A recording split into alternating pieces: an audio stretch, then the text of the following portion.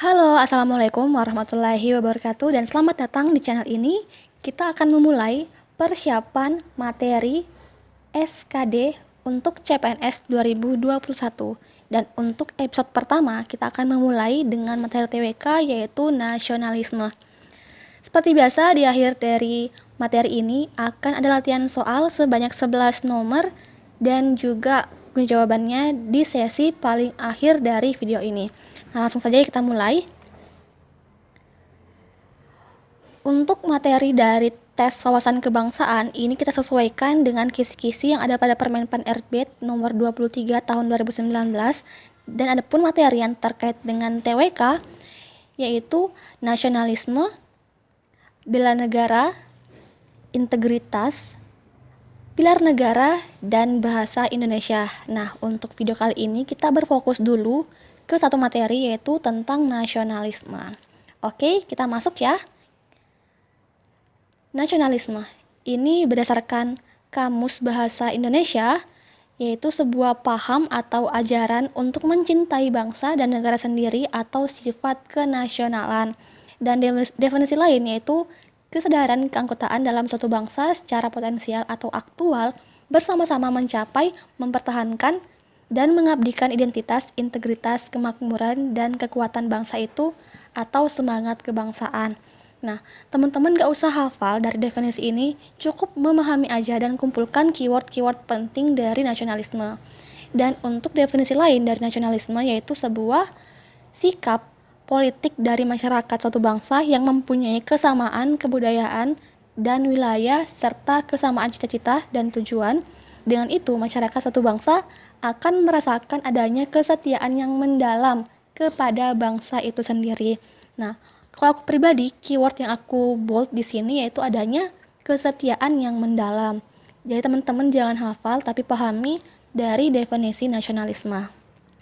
Berikutnya, semangat kebangsaan atau nasionalisme ditampung dalam Pancasila pada sila ketiga yaitu Persatuan Indonesia, di mana memiliki ciri-ciri ada 4 poin, yaitu mencintai bangsa dan tanah air Indonesia, kemudian rela berkorban demi bangsa dan negara. Yang ketiga, bangga berbangsa dan bertanah air Indonesia. Dan yang terakhir, menempatkan kepentingan bangsa dan negara di atas kepentingan pribadi dan golongan. Berikutnya, yaitu contoh dari sikap nasionalisme. Ini ada beberapa contohnya, yaitu membela kedaulatan negara, menjunjung tinggi nilai persatuan dan kesatuan bangsa, menjaga ketertiban dengan mematuhi peraturan yang berlaku, kemudian turut mempertahankan dan memajukan negara, yang kelima melestarikan dan menjaga kebudayaan Indonesia, dan yang keenam menggunakan produk dalam negeri, dan masih banyak yang lainnya. Intinya adalah sebuah tindakan dan sikap yang menunjukkan rasa kesetiaan kita kepada negara. Nah, kemudian sikap atau yang kebalikan dengan nasionalisme adalah Calvinisme. Apa sih itu? Ini merupakan sebuah bentuk rasa cinta, bangga, fanatisme, dan loyalitas yang sangat tinggi terhadap tanah air tanpa melihat dan mempertimbangkan pandangan orang. Sikap fanatisme yang dimiliki seorang penganut Calvinisme dapat merendahkan negara atau bangsa lain. Dengan kata lain bahwa sikap ini merupakan kecintaan yang berlebihan kepada negara dan merendahkan negara yang lain. Oke, jelas ya? Nah, seperti yang aku sebutkan bahwa teman-teman cukup memahami aja dari nasionalisme, jangan dihafal mentah-mentah. Kemudian kita masuk ke awal kebangkitan nasionalisme di Indonesia. Kita akan belajar sedikit sejarah dari kebangkitan nasionalisme di Indonesia. Kita mulai dari Budi Utomo.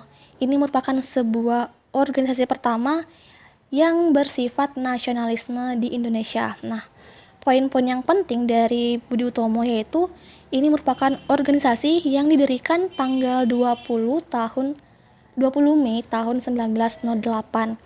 Dan Budi Utomo ini digagas oleh Dr. Wahidin Sudirohusodo. Dan organisasi ini berfokus pada pendidikan dan kebudayaan, serta ini merupakan organisasi Indonesia pertama yang dibangun berdasarkan model barat, atau kata lainnya Ini organisasi modern pertama di Indonesia. Dan organisasi ini diketuai oleh Dr. Sutomo. Jadi beda ya antara penggagasnya dan ketuanya siapa. Lanjut. Nah, tanggal berdiri dari Budi Utomo ini ditetapkan sebagai Hari Kebangkitan Nasional, yaitu tanggal 20 setiap tahunnya, karena ini merupakan organisasi pertama yang menjadi awal kebangkitan dari nasionalisme. Kemudian, setelah Budi Utomo, muncul beberapa organisasi lain yang mendukung semangat berorganisasi dan nasionalisme di Indonesia. Nah, apa aja organisasi setelah Budi Utomo? Yaitu ada Sarekat Islam.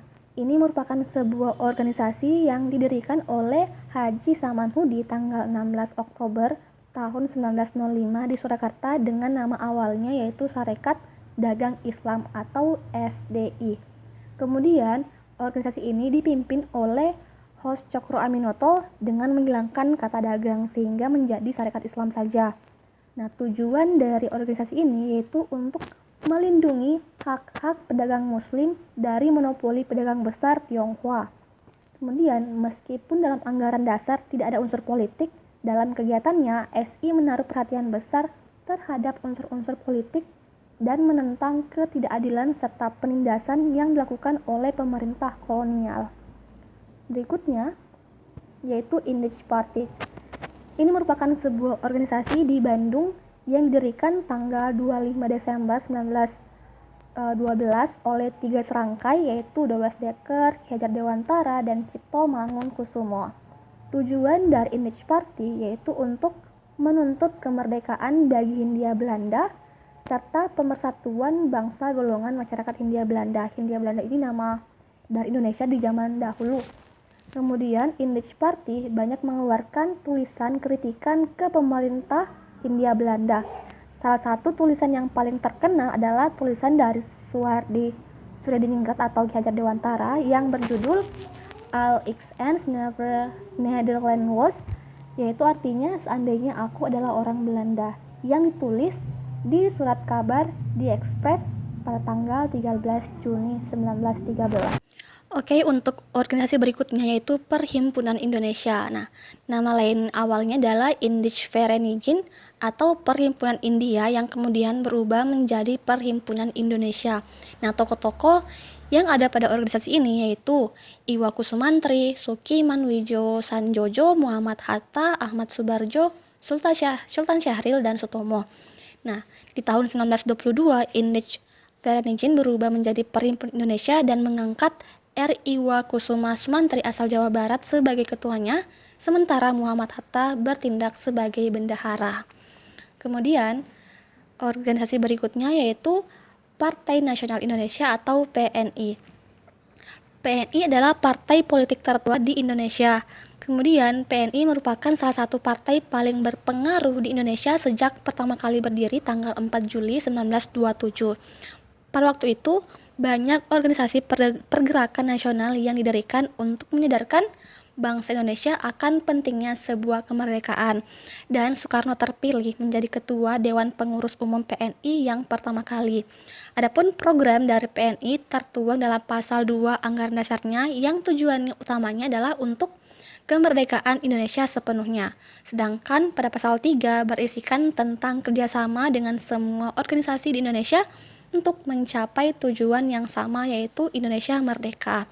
Nah, di sini aku ingin menyarankan teman-teman untuk lebih memperdalam terkait dengan sejarah-sejarah dari nasionalisme, terutama untuk tokoh-tokohnya karena pada CPNS sebelumnya itu banyak sekali menanyakan terkait dengan tokoh nasionalisme Indonesia.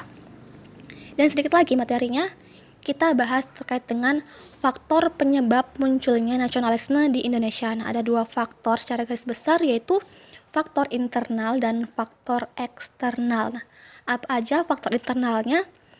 Yaitu yang pertama, kejayaan bangsa Indonesia sebelum kedatangan bangsa Barat. Jadi sebelum kita dijajah, kita ini merupakan negara yang berjaya, yaitu di zaman-zaman kerajaan Majapahit, Sriwijaya, dan lain sebagainya.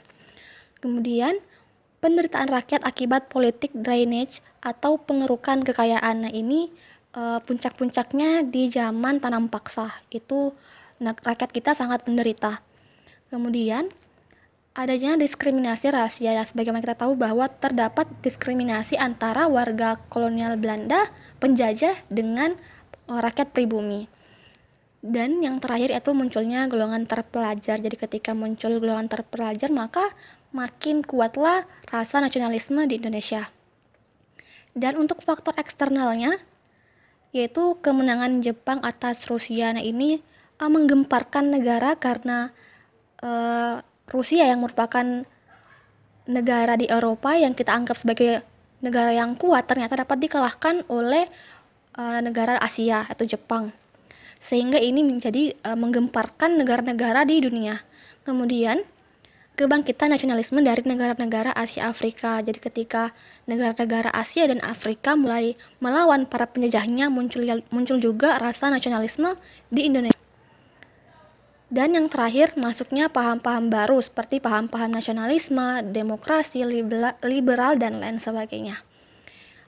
Oke, itu saja untuk materi kali ini. Semoga bermanfaat dan silakan teman-teman kembangkan lagi dari apa yang telah aku sampaikan. Dan kita masuk ke sesi latihan soal, ada 11 nomor dan kunci jawabannya ada di bagian paling akhir. Selamat mengerjakan.